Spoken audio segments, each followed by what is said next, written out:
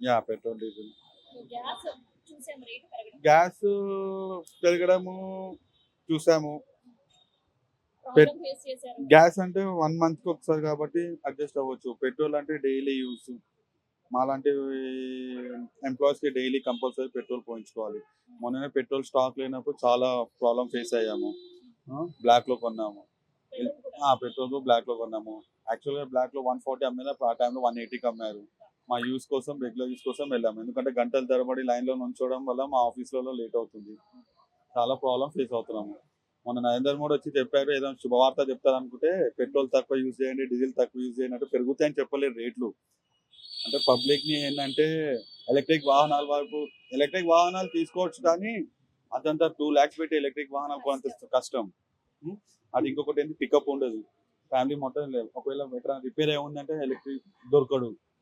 So అలాంటి facilities లేనప్పుడు electric వాహనం కొని ఏం చేస్తాం మేము? ఆ! పెట్రోల్‌కి ఇంత పోనీ మా సాలరీస్ కూడా అలానే పెంచాలి గదా! సాలరీస్ పెరగట్లేదు. పెట్రోల్ మటుకు పెరుగుతుంది. గ్యాస్ బ్లాక్‌లో ₹3000 బ్లాక్‌లో ఎక్కడ ఫుల్ అవైలబిలిటీ ఉంది అంటున్నారు గ్యాస్ గానీ ఎక్కడ అవైలబిలిటీ లేదు. ఈరోజు బుక్ చేస్తే 15 డేస్, 20 డేస్ తర్వాత వస్తుంది. ఇప్పుడు సడెన్‌గా గ్యాస్ అయిపోతే ఇంక ఎలా? ఫ్యామిలీస్ ఉంటాం, పిల్లలుంటారు. 1 మంత్ అయితే స్కూల్ స్టార్ట్ అవుతది. హ్మ్.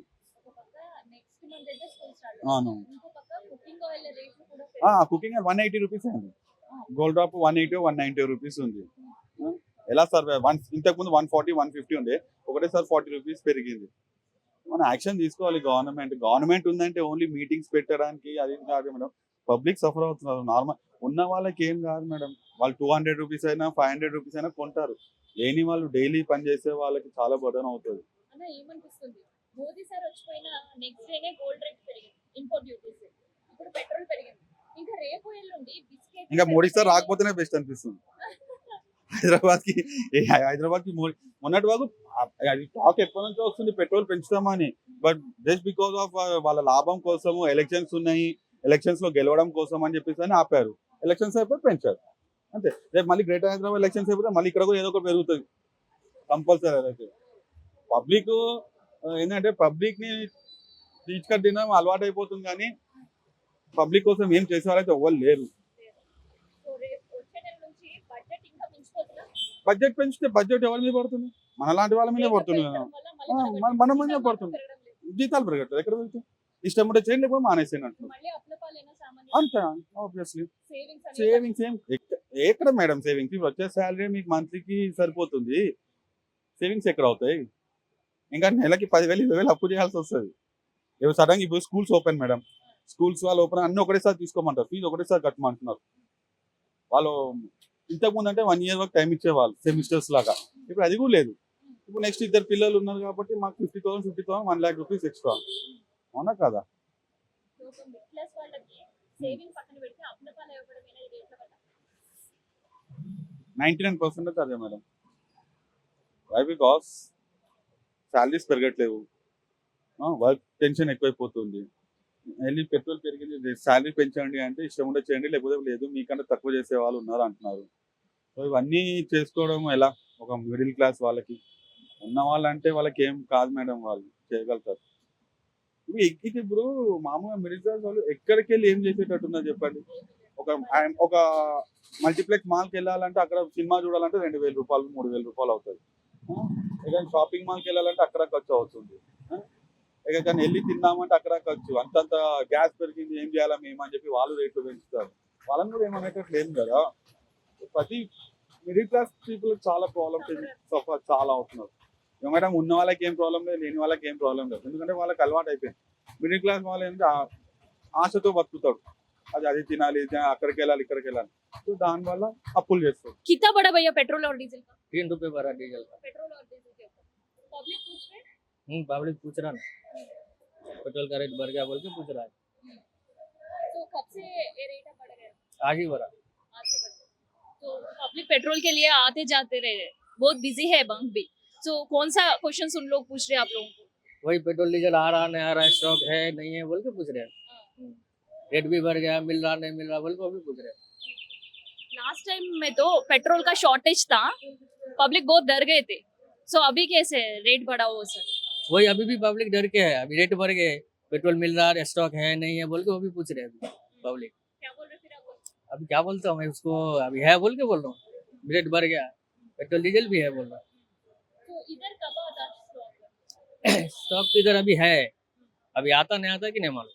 तो पहले तो पब्लिक पूरा होने के बाद नहीं तो एक पॉइंट है तो तब पेट्रोल पंप में आते थे, आए तो भी 150 200 वैसे दिलवाते थे सब। अभी कैसे? अभी पूरा फुल टैंक, अभी पूरा है सो फुल टैंक करा के जा रहे एक ही वोट फुल टाइम। हैं। पहले कैसे था? वैसे पहले आए तो 100 200 डाला के जाते थे, अभी जो आए 200 डालाने वाले फुल टैंक करके जा रहे हैं अभी। डर के। हाँ। ఎందుకంటే పెట్రోల్ కొరత అనేది ఒక్కసారి ఫేస్ చేశారు. రియాలిటీకి అది కాస్త పెట్రోల్ కొరతతో పాటు ఏంటంటే పెట్రోల్ అవైలబిలిటీ బంక్స్ లో లేకపోవడం వల్ల క్లోజ్ చేసిన బంక్స్ అండ్ వీళ్ళ డబ్బులు సంబంధించి ఆ ఇష్యూ పక్కన పెడితే, సో ఇప్పుడు మళ్ళీ జనాల్లో ఒక టెన్షన్, పెట్రోల్ డీజిల్ దొరుకుతుందా లేదా, రేట్స్ పెరిగాయంటే నిల్వలు తగ్గాయి కదా అనే ఒక ఈక్వేషన్స్ తో వచ్చిన ప్రతి ఒక్కరు కూడా ఫుల్ ట్యాంక్స్ కొట్టించుకొని వెళ్ళిపోయే పరిస్థితి. సో అందుకనే మళ్ళీ ఈ 2 రోజుల్లో పెట్రోల్ బంక్ లో నో స్టాక్ బోర్డు చూసే అవకాశం అయితే ఉంటుంది. సో ఇంకొంతమంది పబ్లిక్ తో మాట్లాడదాం, పెట్రోల్ అండ్ డీజిల్ రేట్స్ పైన వాళ్ళు ఏమంటారు. పెంచిరంట కదండి మళ్ళీ పెంచారు. గ్యాస్ పరిస్థితి ఎట్లా ఉంది అసలు? గ్యాస్ కూడా పెంచేటట్టే ఉన్నారు నాకు తెలిసి కొన్ని రోజుల్లో. మరి అసలు 110 అంట, ఇది తీసేసి బండ్ సైకిల్ లేకపోతే నార్మల్ ఏదైనా బ్యాటరీ వెహికల్ వాడుకోవాల్సి వస్తుంది. చాలా రేట్లు ఎక్కువైపోతున్నాయి.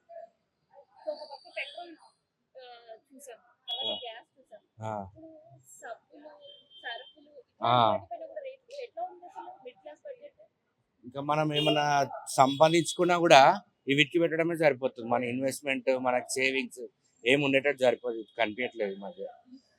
చాలా ఇబ్బంది అవుతుంది. ఇప్పుడు రేపటికి ఏమైతే కూడా డౌటే. మళ్ళీ కరోనా లాగా ఇట్లా ఏమైనా రావచ్చేమో అని అనుకుంటున్నాను.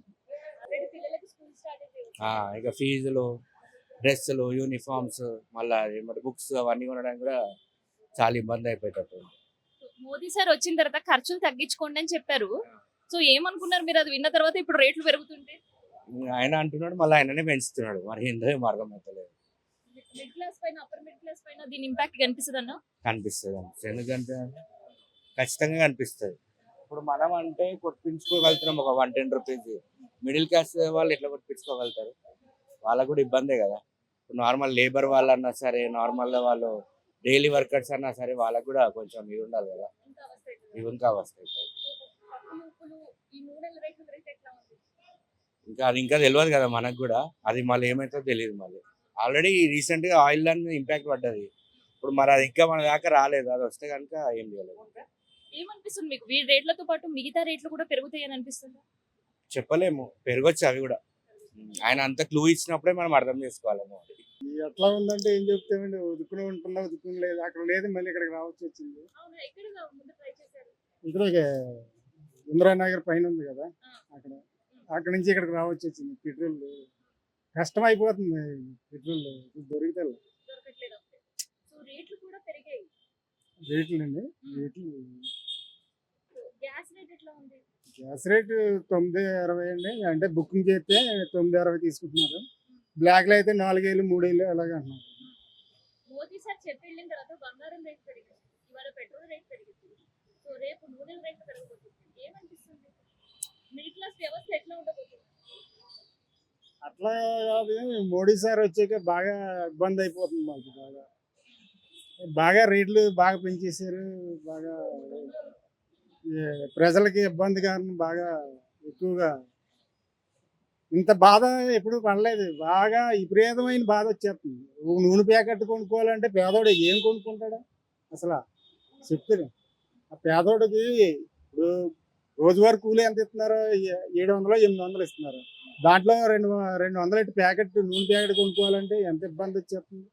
ఇంకేం బతుకుతాడు పేదోడు? అంతే కదా, మళ్ళీ రెంట్ కట్టుకోవాలి, రెంట్ కట్టుకోవాలి. కూరగాయలు కూరగాయలు మండిపోతున్నాయి. అసలు రేట్లే విపరీతమైన రేట్లు. అక్కడేమో తెలుగుదేశం వచ్చి అక్కడ ఇబ్బంది పెట్టేస్తున్నాడు, ఇక్కడేమో ఈడు ఇబ్బంది పెట్టేస్తున్నాడు.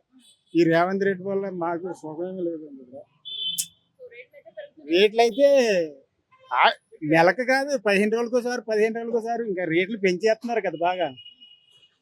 మామూలుగా ఉండట్లేదు రేట్లు. సో कैसे अभी रेट पूरा अभी रेट बढ़ गए। अभी उन लोग क्या ऊपर पैसे लेते हैं और एक्स्ट्रा और पैसे लेते हैं गैस पे। क्या लेते हैं वो मैडम समझ आता हम लोगों को। और क्या 1000 रुपये गैस है, पूरा मिनिमम 900 चिल्लर गैस है, फिर 35 रुपीज एक्स्ट्रा लेते हैं लोग। क्यों लेते होंगे वो? अभी आज तो पेट्रोल डीजल के ऊपर 3 रुपए बढ़ गए, हाँ बढ़ गया जियो। तो कैसे मिडिल क्लास के बजट के ऊपर कैसे ऑयल का जो कुकिंग ऑयल है वो रेट्स कैसे है, वो भी बढ़ा? वो भी कुकिंग ऑयल का भी, कुकिंग ऑयल तो भी रेट हाँ बढ़ रहे हैं मैडम, वो भी बढ़ रहे हैं आलू। ऑयल कुकिंग ऑयल तो 175 है, और 180 ले रहे पे, 180 ले रहे पे, 170 ले रहे पे, ऐसा ले रहे हैं रेटा। कैसे मिडिल क्लास का फैमिलीज के ऊपर ये बर्डन पड़ेगा? हाँ जी हाँ बढ़ेगा, कंपल्सरी। तो मोदी सर आने के बाद सोने का रेट बढ़ गया, अभी पेट्रोल डीजल का रेट बढ़ गया, हाँ बढ़ेगा, कंपल्सरी बढ़ता, वही बढ़ता, कंपल्सरी बढ़ेगा, और गैस का भी बढ़ेगा रेट आगे चल के, और बढ़ेगा। क्यों ऐसा लग रहा है आपको? वो क्यों लग रहा, क्या है, मोदी साहब तो हमारे पास यहाँ पर है भी नहीं, उन्होंने वहाँ पर ही रहते खाली हमेशा, यहाँ आके फायदा नहीं, उन्होंने कुछ भी फायदा नहीं है, ये लोग भी कुछ भी नहीं कर रहे, यहाँ के लीडर कुछ भी नहीं कर रहे, एमएलए कुछ भी नहीं कर रहा, केसी साहब कुछ भी नहीं कर रहे, क्या कर रहे, कुछ भी नहीं कर रहे, गरीबों को वहाँ पर ही घड़ा दो डाल रहे, सब कर रहे वहाँ पर, अब क्या देर कुछ भी नहीं दे रहे लोगों को, रेट हम बढ़ाते आ रहे हैं ऊपर से, और रेट हम बढ़ाते आ रहे ऊपर से, अब बड़ा रेट हम बढ़ा रहे हैं, और तो अभी परेशान हो रहे हैं मालूम। ఇంకా పెరిగినా కూడా తప్పదు తినాలి, ఎవరు తినకుండా బయటికి రాకుండా ఉండరు కదా, అది మన చేతిలో పని కాదు, అది ప్రభుత్వం వాళ్ళు చేసి, లేకపోతే పెట్రోలు ఇచ్చే డీలర్లు వాళ్ళ ప్రాబ్లం, అది వాళ్ళు చేయాల్సింది, అది మనం ఏం చేయలేము. సామాన్య మానవులు పెరిగింది కదా అని తినకుండా బయటికి రాకుండా ఉంటామా? లేదు, తప్పదు, ఏం పెరిగినా తప్పదు. ఇదేంటిది కలియుగం, ఇది కలియుగం, ఇలా పెరుగుతూనే ఉంటుంది, ఇంకా పెరిగినా మనం ఆశ్చర్యపడాల్సిన పని లేదు, తప్పదు. అది ఇక కొన్ని రోజులు పోతే మనుషులు కొరుక్కు తినే రోజులు వస్తాయి. ఈ స్టవ్లు ఇవన్నీ ఎత్తిపారేసి మనుషులు కొరుక్కొని రక్తం తాగే రోజులు ఇంకా ముందు ఉన్నాయి. అవి చూస్తాం, అది కూడా చూస్తాం. డబ్బులు లేక తినడానికి ఏం లేక ఒకళ్ళు కొరుక్కు తింటారు, మాంసాలు ఎవరు దొరికితే వాళ్ళ రక్త మాంసాలు కొరుక్కు తింటారు, అవి కూడా ముందు రోజులు ఉన్నాయి.